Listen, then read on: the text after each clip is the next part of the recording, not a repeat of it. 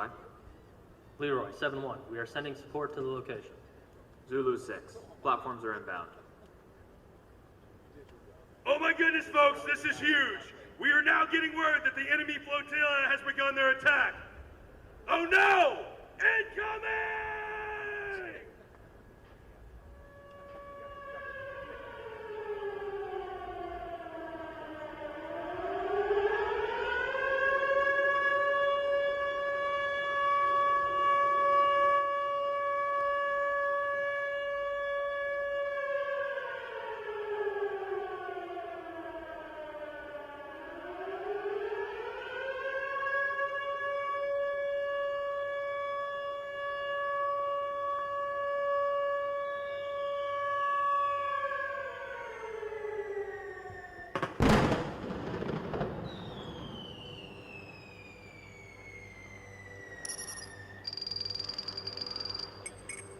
Ladies and gentlemen, I direct your attention straight across the channel to the south as two sleek helicopters, better known as MH-6 Leopards, from the 60th Special Operations Aviation Regiment, are fast approaching with 12 elite Special Operations personnel on board. That includes operators from the United States, Qatar, Poland, and Sweden. With nerves of steel for the mission ahead and with a swift descent, those little birds are gracefully hovering above two towering buildings, one across the canal and the Tampa Convention Center over here behind you. These are the perfect vantage points to offload two of our security personnel and two of our call for fire coordinators. SOCOM has a distinct advantage in this fight, as a SEAL delivery vehicle, better known as an SDV, was launched in advance from Sparkman Wharf to conduct a subsurface reconnaissance of the objective.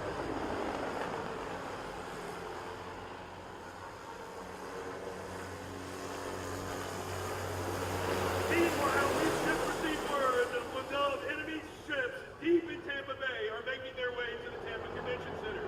They're trying to disrupt our efforts for peace and stability across our area of operation. The commander of Tampa has instructed the call for fire coordinators to call in specialized fixed-wing aircraft capable of destroying this armada of enemy ships. Considered the best trained and best equipped Air Force in the world, two of the Air Force's fastest fixed-wing aircraft, the F-35, will streak across the sky in a breathtaking display of speed and agility. These F-35s are going to be flying low.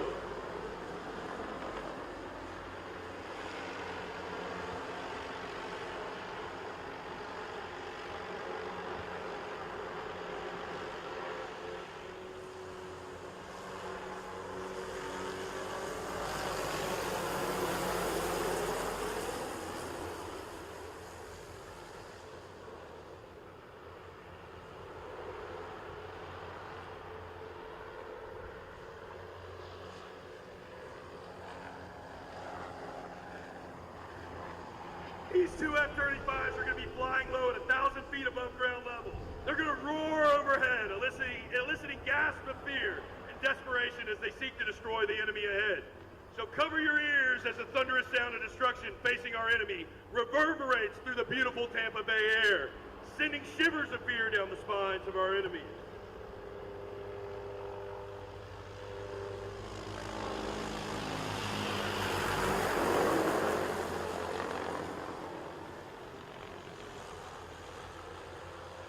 As they're setting up for that attack, you see the incredible maneuverability from those AH-6 little birds from 160th Special Operations Aviation Regiment. As you can see, we've got special operators poised on what we call the skids on either side of that little bird. Those are the most maneuverable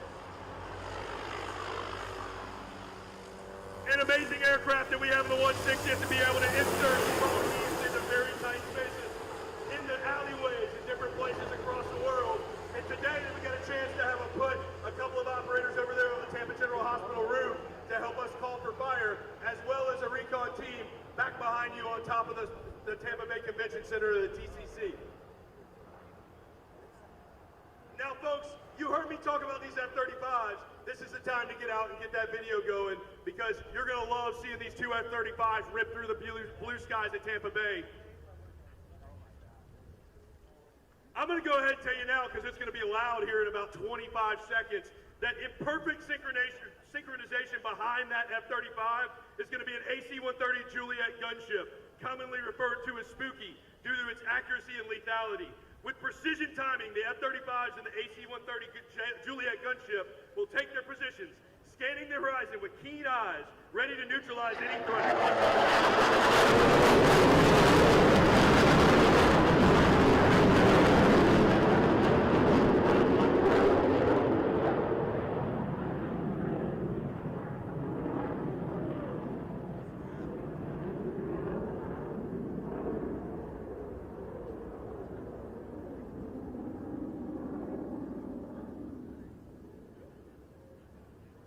As I mentioned, folks, that F-35 ripped through, and now as you look on the same flight path, you're going to see an AC-130 Juliet gunship, commonly referred to as Spooky.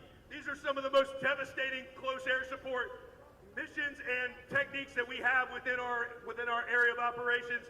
They're going to be able to take out this enemy force and give us good overhead cover. If you look over here to the west, you'll see coming over the Tampa Convention Center that AC-130 Juliet gunship. You'll see some of those guns prickling out of the side of it that are ready to give us close air support, danger close, to all of our friendly forces here. As these fixed-wing aircraft continue their accelerating maneuvers, the enemy below is stunned by the spectacle unfolding before their eyes. Adrenaline courses through their veins as they witness the convergence of precision, speed, and skill, a testament to the prowess of those who defend against tyranny with unparalleled expertise. Oh no, ladies and gentlemen, just when you thought it was over, look above the Tampa Convention Center. In a heart-pounding turn of events, an enemy drone swarm is descending upon the convention center, threatening chaos and danger. Whoa, hold on, wait a minute. I'm not sure, but I think those drones are equipped with what looks to be small mortar shells on the bottom. Let's hope the drones don't get close enough to the shoreline to do any lasting damage.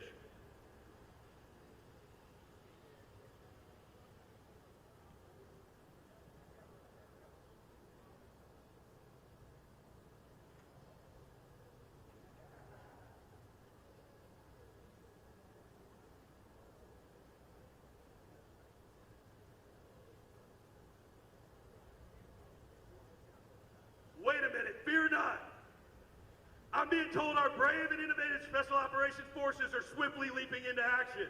I want to direct your attention over to the air above the Westin and American Social.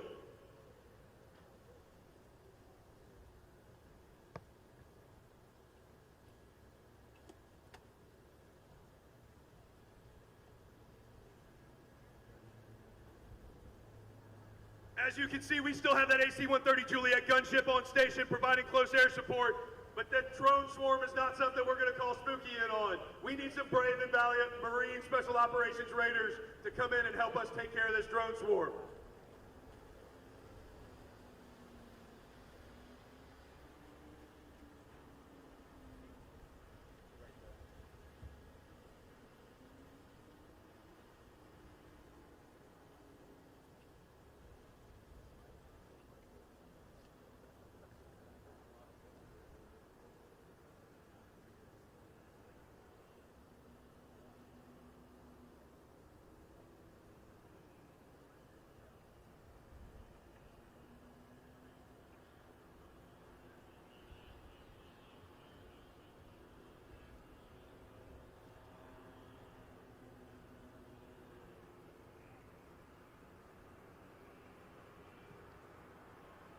Hold on, what's this? Over in the air above the Westin, here comes our Marine Corps Special Operations Forces. They're coming to our aid utilizing cutting-edge augmented parachute systems. Watch as they soar into the fray with unparalleled agility and determination.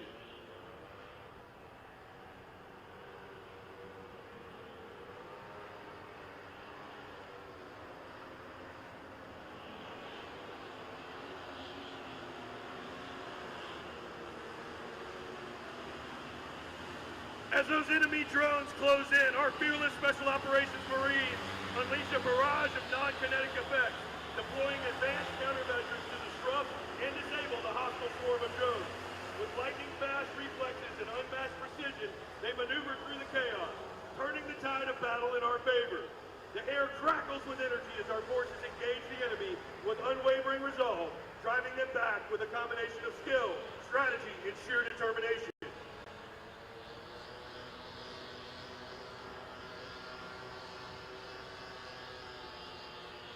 Victory hangs in the balance as the enemy drones are forced into retreat. Their nefarious plans thwarted by the heroic efforts of our brave defenders. In the aftermath of this intense skirmish, let's give it up for our Marine Corps Special Operations Forces as we emerge victorious in our defense.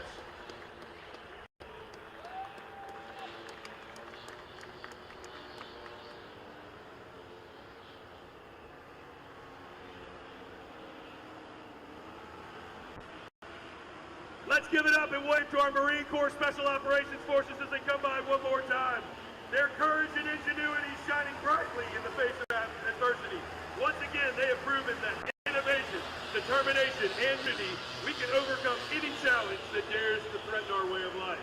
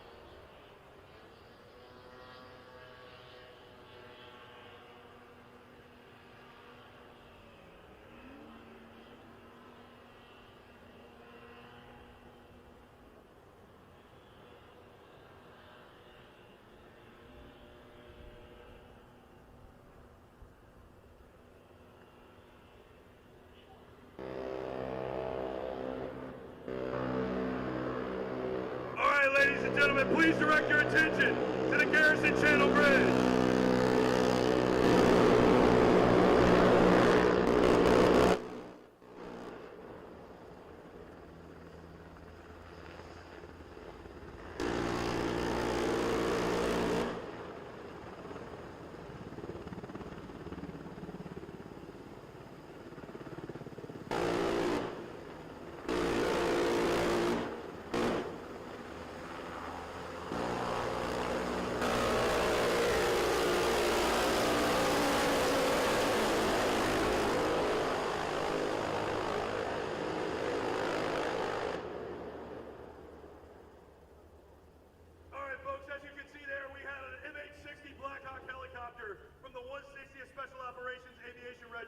Hover low over the water, where our Navy SEALs from the United States and Sweden stood ready at the open doors and plunged into the beautiful Tampa Bay River. Hillsborough River, I should say. With a swift nod from that aircraft commander, they leapt into the abyss, plunging into the cool embrace of the bay below. This infiltration technique is known as helocast. A helocast is an insertion method where highly trained special operators jump from a helicopter at an altitude of approximately 15 feet above the water. That rush of adrenaline is fueling those SEALs' resolve as they execute a flawless infield. With silent determination, they're swimming towards their objective, each stroke propelling them closer to the mission's completion. Should that team be detected, the mission could be compromised, and the enemy will shut down the communications capability of the Special Operations Forces. However, through precise mission planning and communications, the SEALs emerge from the water with silent dexterity to destroy known enemy repeater nodes situated within the cabin of the tugboat you see moored to the Tampa Bay seawall. These repeater nodes were facilitating enemy cyber attacks on Tampa's communications infrastructure. As they press forward, unwavering in their commitment to duty and each other, they embody the spirit of excellence that defines these elite warriors known as SEALs. Now, folks, as a retired Green Beret, I don't know a single SEAL alive who doesn't appreciate a round of applause, so let's give it up for the SEALs.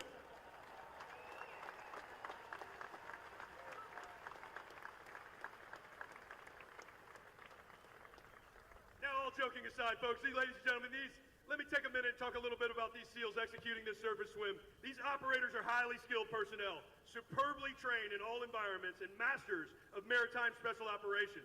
They typically strike from and return to the sea. These skilled professionals are lethal, yet stealthy. and they destroyed that repeater node.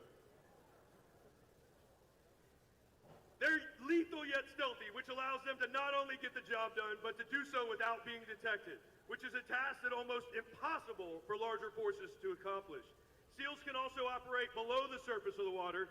They can remain underwater without the telltale bubbles that are typical of scuba systems. They use high-tech military-grade underwater breathing apparatus known as rebreathers.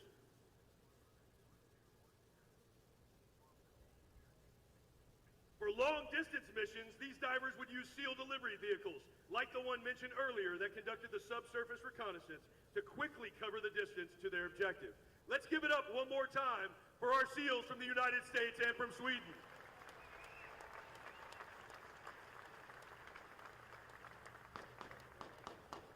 No rest for the weary, ladies and gentlemen. I now direct your attention to the Hillsborough River entrance behind me. As we hope for peace and tranquility, the calm is shattered by the roar of engines and the spray of salt water. An enemy boat, sleek and menacing, is cutting through the waves with deadly intent. Its crews poised for action and giving us the business. Keep your heads down over there, folks. I see a bunch of construction folks that are in the line of fire by TGH. We've got some enemy fire coming in. Oh, but here we go, folks. Standing in their path are those same two little birds coming back to engage the enemy, assisted by two formidable vessels filled with friendly forces.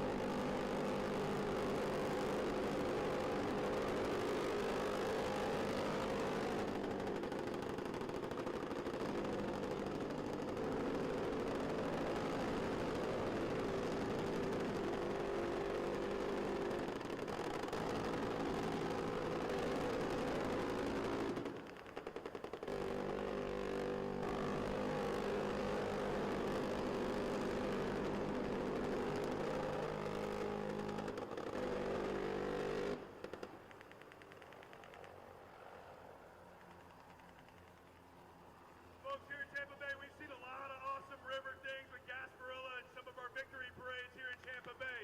But I tell you what, there's nothing better than seeing those bad sockars from the Special Boat Team 22. Let's give it up for SBT 22, our little birds, and our little birds from the 160th Special Operations Aviation Regiment. I don't mind if a lot of people are mad at me, but I don't want those SBT 22 boys mad at me.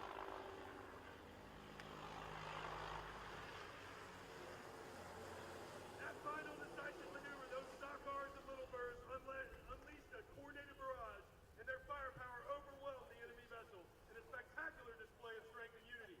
With that deafening explosion, the enemy boat was engulfed in flames as it retreats whence it came. Its threat neutralized by the unwavering courage and steadfast resolve of our operators. As that smoke clears and the waters calm once more, the sockars and little birds are victorious. Their mission accomplished, and the Tampa Bay area is safe from harm. In the face of adversity, they have proven that courage, determination, and teamwork are the ultimate weapons against any threat. Let's give it up one more time for Special Boat Team 22 and 160th Special Operations Aviation Regiment.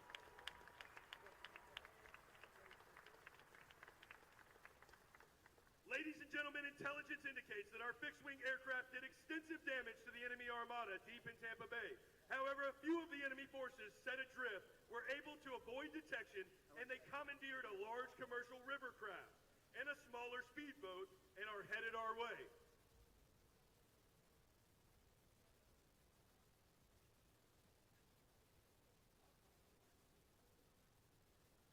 Now, folks, and have rigged a dirty bomb on top of that river craft. We cannot let this happen, folks. We will disarm and remove the dirty bomb and annihilate the enemy once for all. With all the supporting elements in place, the mission commander will give the order to execute the assault on the enemy aboard the river craft.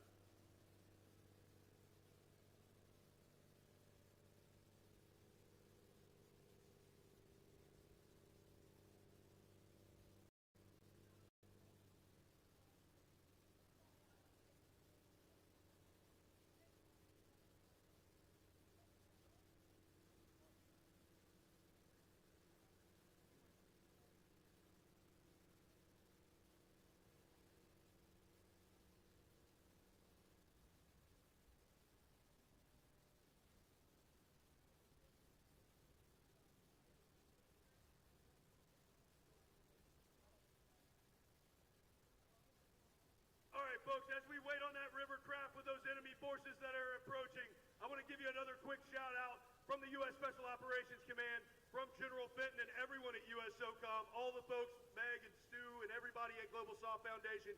Thank you for being part of SOF Week 2024. It is our amazing pleasure to live here each and every day and to be stationed here at McDill Air Force Base.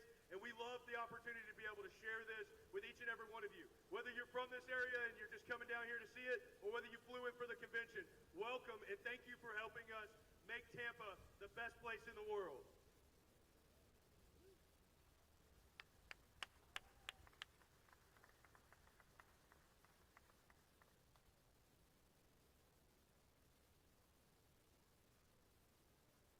And now, folks, I'm going to direct your attention over here past American Social. If you see the Westin down here to the south, the water next to it, you can see that long river craft. And oh no, folks, I see that dirty bomb on top. Looks like a bunch of blue barrels tied together. We got to make sure that we neutralize that thing.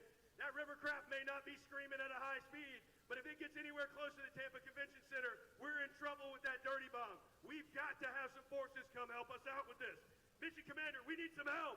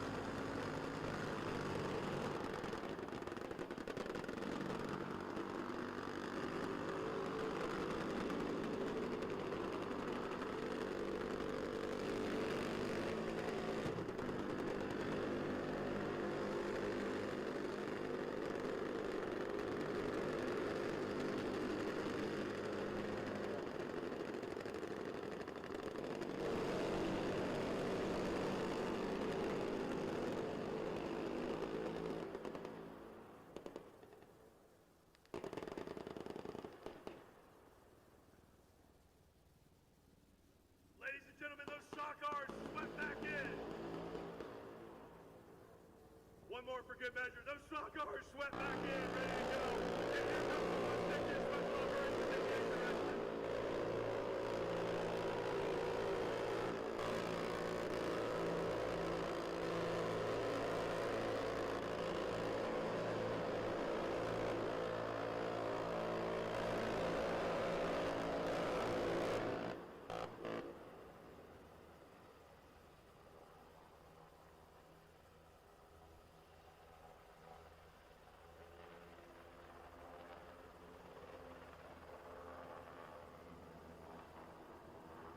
Ladies and gentlemen, amidst the chaos, a daring rescue operation is now taking place. The operators are separating into two teams. One is in the air and one is on the water. Through precise mission planning and communications, the teams will independently board the river craft. Once on board, the operators will seek the enemy.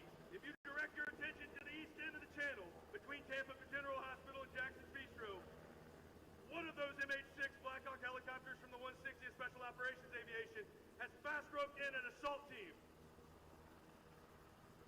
That meticulous precision they infill from in the first rescue team is called a fast rope insertion system, or FRIES, onto the roof of that river craft. This assault force consists of Special Forces operators from the United States, Slovakia, Qatar, and Poland, who will move swiftly across the roof, descend in the belly of the river craft, and engage the enemy below. Simultaneously, you saw next to the river craft at the rear, one of the SOCRs pulling up behind the river craft with a second rescue team. That rescue team was the SEALs, to include U.S. and our allies from the Netherlands, Qatar, and Poland. They are executing what we call a VBSS, or Visit, Board, Search, and Seizure, to assist the first rescue team in neutralizing the enemy. Timing is critical in a mission like this. Should the teams board too early, the mission would be compromised.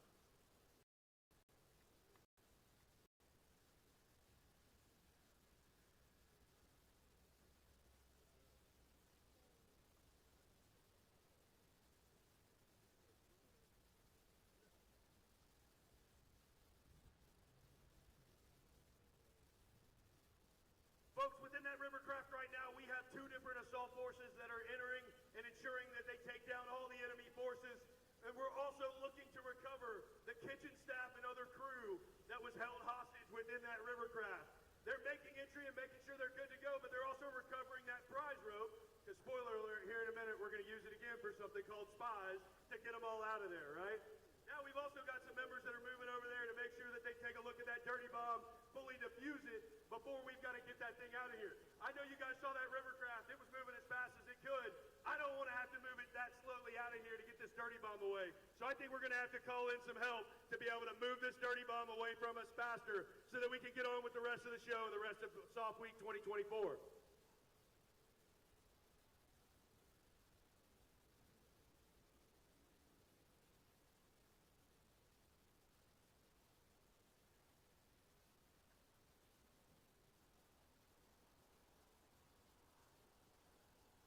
Right now, folks, we talked about interoperability across all of these different things. Right now, our U.S. Air Force combat controllers that are stationed on top of Tampa General Hospital, there are air traffic control for all of this. Not just our demonstration, but real-world operations like the ones you see launching a medevac from Tampa General Hospital right now. As those folks go and take off to hopefully save someone's life, let's give all of our first responders from Tampa Bay and across our country a big round of applause. Godspeed, ladies and gents.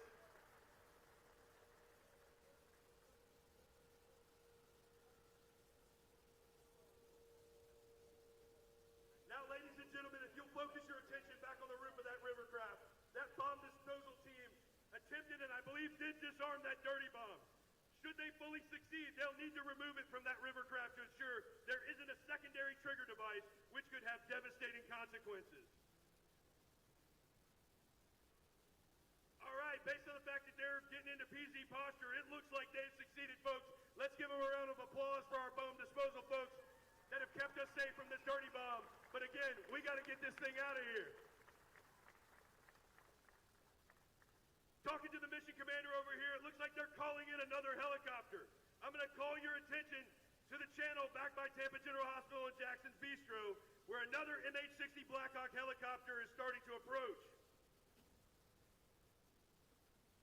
Listening to the mission commander in my ear here, it sounds like they're going to sling load that dirty bomb off the roof of the rivercraft, meaning they're going to attach it to the bottom and fly it away so that we can be safe. That MH-60 is going to hover over the top of that rivercraft and lower itself to about 5 to 6 feet above the roof of the rivercraft. And as that MH-60 nears its connection point, one of the operators is going to defuse the static while a second operator reaches up and meticulously connects a sling leg to the cargo hook of the MH-60 and sling loading the dirty bomb to safety in a safe location far away. Here they come from the 166 Special Operations Aviation Regiment, another MH-60, along with our forces on the rivercraft to sling load out the dirty bomb. Let's watch.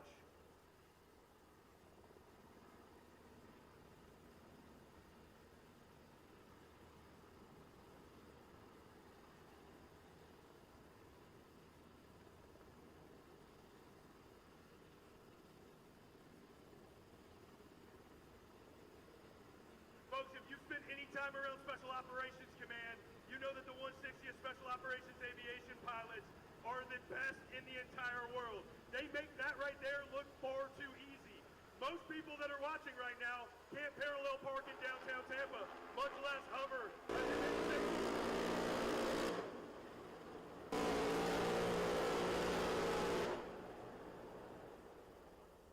Let's give it up one more time for that MH-60 from the 160th Special Operations Aviation Regiment as they fly that dirty bomb away somewhere safe.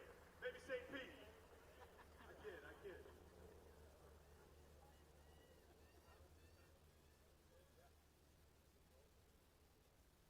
All right, folks, we got the dirty bomb out of there. Now we got to get the dirty operators off of the... No, I kid. Now we got to get our special operators off of there and the hostages that were being taken on the rivercraft. We got some kitchen staff. We got the folks that were driving the boat. Here comes the second MH-60 to do what we talked about earlier, which is called a spies extraction.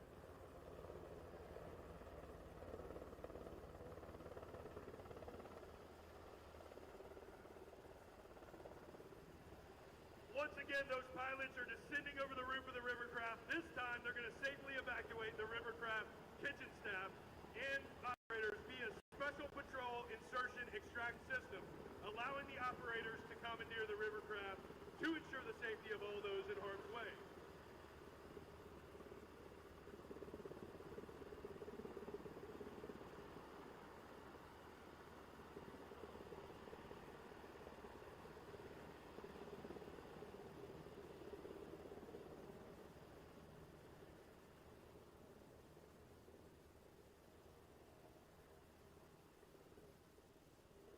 As I was saying earlier, folks, those folks from the 160th Special Operations Aviation Regiment or 160th Sword make this look far too easy, but is it incredibly difficult to maintain that hover directly above to be able to ensure safety for both those in the aircraft and those below. The precision and skill that they demonstrate each and every day, but especially here in this capabilities demo, is only able to be achieved by years and years and decades of training together with those machines and an amazing flight paths around the world.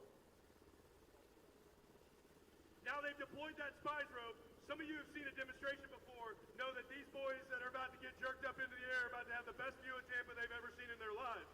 We affectionately refer to spies on SF teams as being a dope on a rope, and you'll see why. They are going to attach to the connection points at the end of that spies rope and be able to be lifted off and carried in a great cluster formation above and beyond into the Tampa Bay blue skies. As they start to lift off and lift away after their safety checks, you'll see each operator's feet start to leave that rivercraft in sequence, and they'll hang dangling below at the bottom of the rope as they fly away into the Tampa skies. It is not the most comfortable ride you've ever been on, I can tell you from firsthand experience, but it is quite a rush, and the wind feels pretty good. Now, ladies and gentlemen, while we're waiting on them to take off, I don't know if you've ever heard of the term sea state, but if you would, just allow me to tell you a little bit about it. During sea state 0, 1, and 2, there's no white caps. However, during sea state 3, there are white caps like the ones you see there. The seas get rougher the higher the number goes. Now, you see that rotor wash is creating a sea state of 3. It's making that rivercraft drift.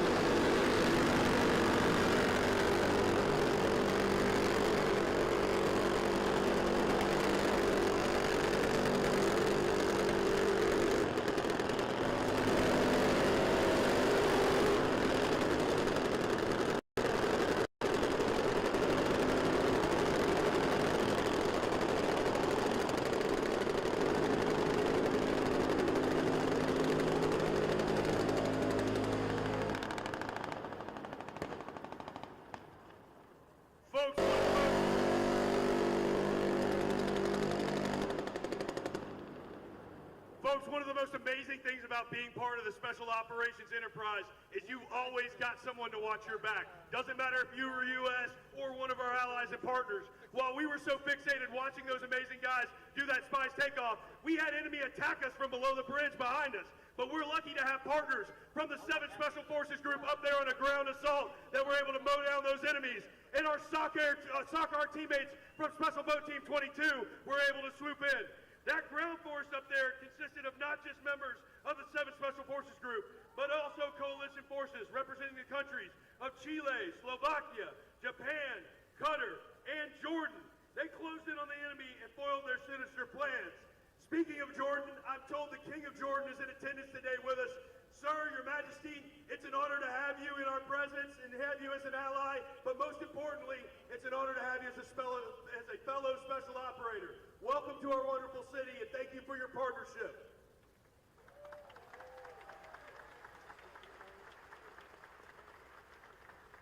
Now, folks, while we set up for the next thing, indulge me a second while I brag on this demo team one more time.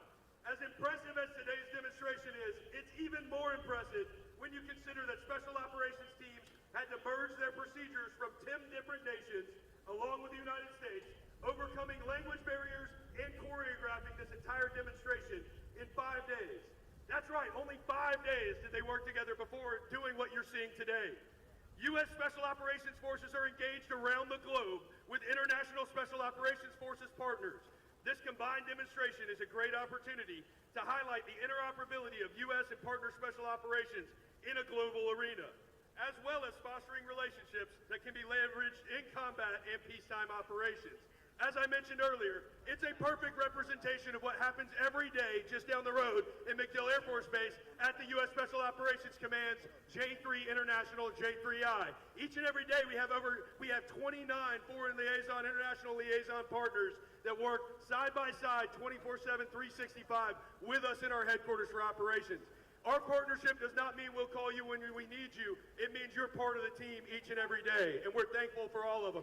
Let's give it up for all of our international folks. There's over 80 countries represented that are attending, 10 of which are helping us do this demonstration. We are incredibly thankful for our allies and partners around the world.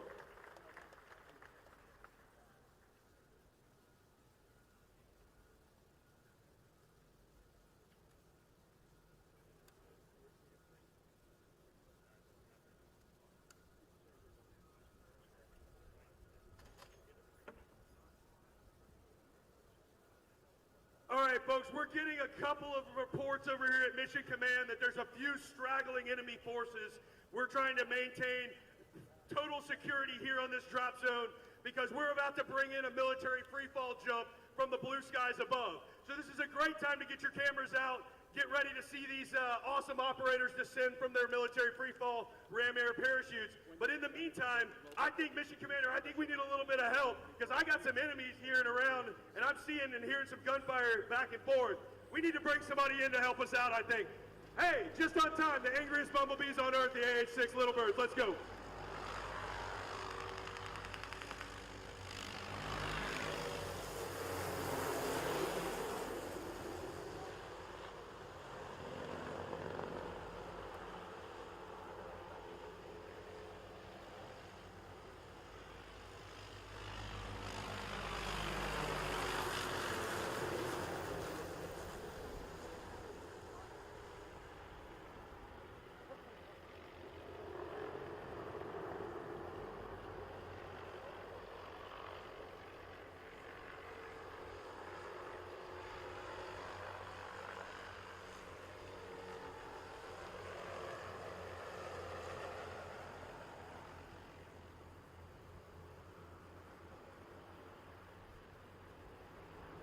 Folks, I know that we've got some of the family members from some of these crews and some of the folks in the demonstration that are here today. We are so incredibly thankful to have a supportive populace. We're so incredibly grateful to have a supportive and patriotic populace here in Tampa Bay and across the United States of America. But we're especially thankful for the support of our friends and family members. Let's give it up for all of the military families that are in attendance, both current and veteran. Shout out to my wife and kids who I see over here. Baby, I love you.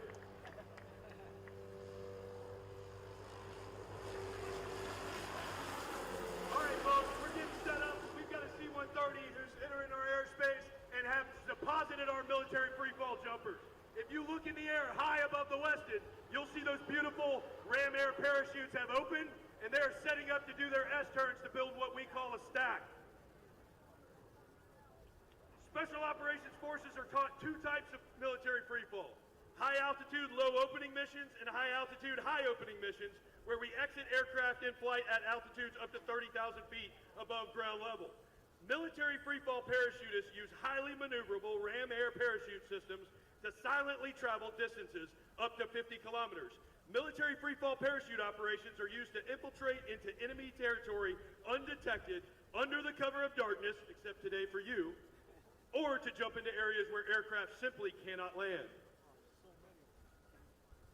Those highly trained individuals conduct military freefall operations in the dead of night while fully loaded with up to 100 pounds of combat equipment and wearing specialized helmets, night vision goggles, communication systems, navigation systems, and portable oxygen systems.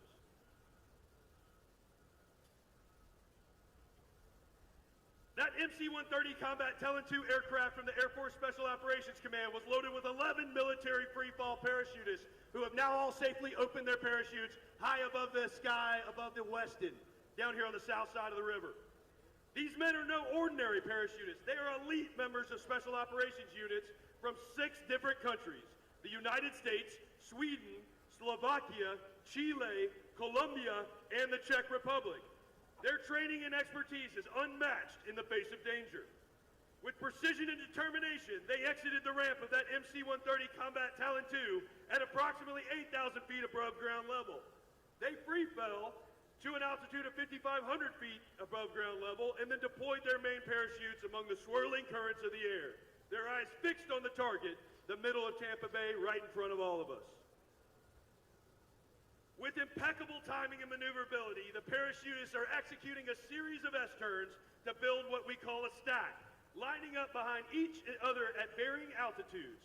They'll continue this pattern, following the low man until they execute their landings, boots first, of course, into the cool, soothing waters of Tampa Bay. Now, why is this S-turn stack thing so important that I would mention it? Well, because normally we're doing this at night. As a former freefall jumpmaster myself, I can tell you the most dangerous jumper in the sky is the one you don't see. So you think about it right now, it might be kind of easy to see your buddy who's also under a parachute next to you, but at night with no lights on, with night vision and only maybe an IR blinker, you want to make sure you see each and every person. That high man is usually our jumpmaster who's making sure they get a good head count all the way up and ensuring that everyone's built in that nice stack so that if they need to maneuver out of the burble or wind disturbance from the ram air parachute in front of them, they can. They're able to move left and right because there's no one blocking them. But they also have vertical separation, high and low, in case they need to pull their toggles to slow down or go to full flight to speed up. They maintain this and follow each other so that everyone is very predictable. We wish we had a little more of it on the Selman Expressway at times, right? I want everyone to be predictable so I know where I can turn and where I can't. I don't want to be doing defensive driving in the sky. So instead, we make sure that we're stacked up in these. Now, if you've never had the wonderful opportunity to be able to skydive, first, I recommend it, but second, I'd like to tell you a little bit about how these parachutes work, right? You see them and you kind of think of the old thing that maybe you tied a bed sheet over your head and jumped off the roof and it didn't work. Well, that's not how these parachutes work, right? When we say ram air, if you look at these parachutes as they're flying, you'll start to notice cells that run vertically over the heads of the parachutists that are attached, of course, with suspension lines.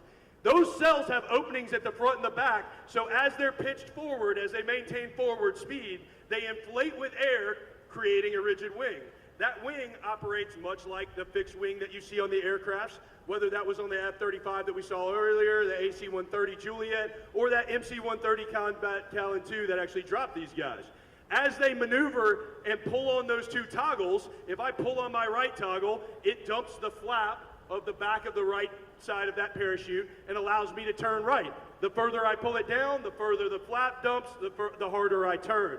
And also, the more altitude I'm able to carve into the sky. So as then they pull left, they're able to then pull the flap back on the left side of that parachute, creating another opportunity for them to turn, but also for a place to not just turn horizontally, but also to be able to bleed altitude and to hit the exact spot that they want. You'll see they're doing tight S-turns right now to be able to maintain their altitude above and upwind, because one of the most important things that they want to do is be able to land into the wind. That parachute goes about 18 to 30 knots forward speed depending on combat loading. And so if you imagine taking that speed and then adding it to whatever the ground wind is, you don't want to be hitting the ground no matter how hard you flare at 40 miles an hour. So they're going to stack up, then that low man's going to lead them in directly into the wind so that, again, as they lower their flaps as they go to flare, it allows them to slow. You'll see them plane out, and then you'll see them set down into the water in front of you.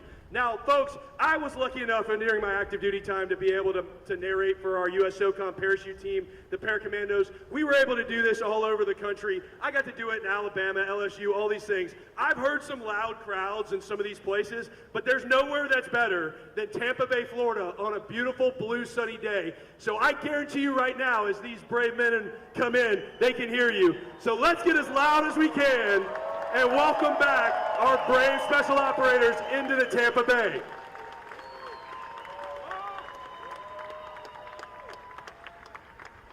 You've got a really good view now of those cells of that ram air parachute that we talked about earlier. You can see how as that high jumper right there pulls on his left toggle, he's able to dump his flap and pull left.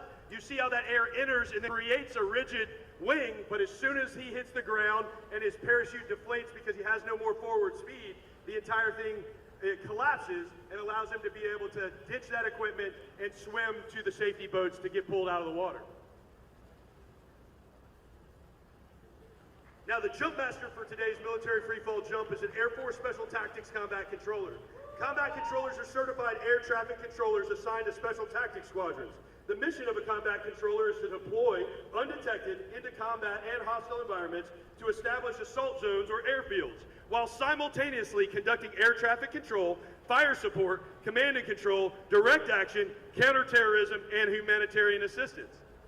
Their motto as combat controllers is first there, reaffirming the combat controllers' commitment to undertake the most dangerous missions behind enemy lines by leading the way for other forces to follow. Additionally, combat controllers have been instrumental in controlling critical close air support missions in hostile territory within proximity to friendly forces. This special skill requires extensive additional training to be certified as a Joint Terminal Attack Controller, or JTAC. JTACs are typically located with the ground force commander and assist with coordinating close air support during special operations missions. Let's give it up for our jump master and all of our jump team that's recovering into those Zodiac boats. Now, while we're talking about JTACs, or those Joint Terminal Attack Controllers, our ground-to-air call for fire assets and controllers, all the Air Force coordination you've seen today is being controlled by one of our highly trained JTACs who's positioned on the roof of the Tampa General Hospital. We celebrate a unified victory. Tampa and U.S. SOCOM have triumphed, safeguarding our operations center and securing the future of our beloved city. Together, we've shown bravery and solidarity in defending our turf. Our success is a testament to our Special Operations Forces' unmatched capabilities in all domains of combat. Your contributions, whether on the front lines or behind the scenes, have been invaluable. As we bask in this win, let's not get too comfy because there is still work to do. Let's remain vigilant in protecting our city and fostering our partnership with U.S. SOCOM and our allies. The enemy is on the run, and we must continue the momentum towards complete victory. Join me as we continue this fight on the shores of our enemy so Tampa will never again face the threat of pirate tyranny in our great city. Ladies and gentlemen, you heard the man. With momentum on our side, I draw your attention to the docks in front of the convention center.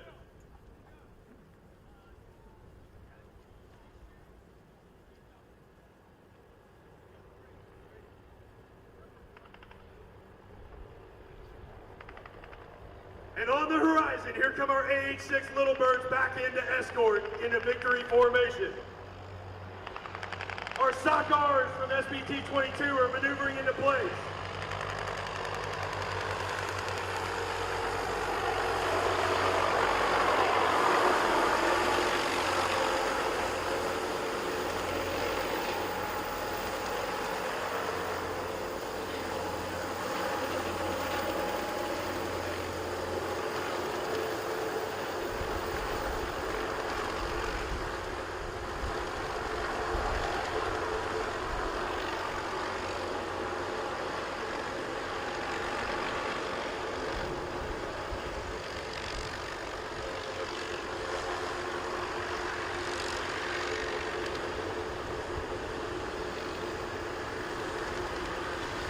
a steely gaze and unwavering resolve, she's on the front of that vessel, and with a sense of hope and determination among her fellow defenders, she's going to continue to serve the residents of Tampa. Let's listen as the boat engines roar to life, and the boat cuts through the water with precision and speed. The mayor stands tall at the helm, a beacon of leadership and courage. Behind her, a V formation of boats and helicopters, their engines humming in unison as they prepare to take the fight to the enemy. Let's give it up for our V formation and the mayor of Tampa.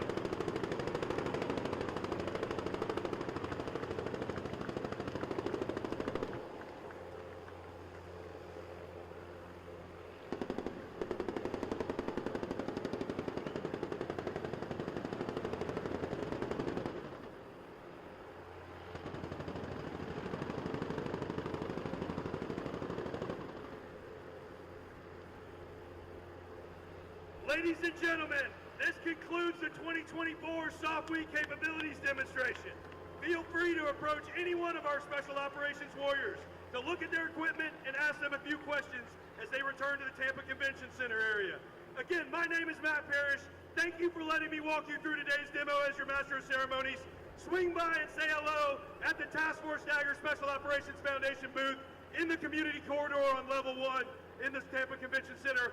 On behalf of the Commander of the United States Special Operations Command, we thank you for your attendance today, and especially the City of Tampa for hosting this event.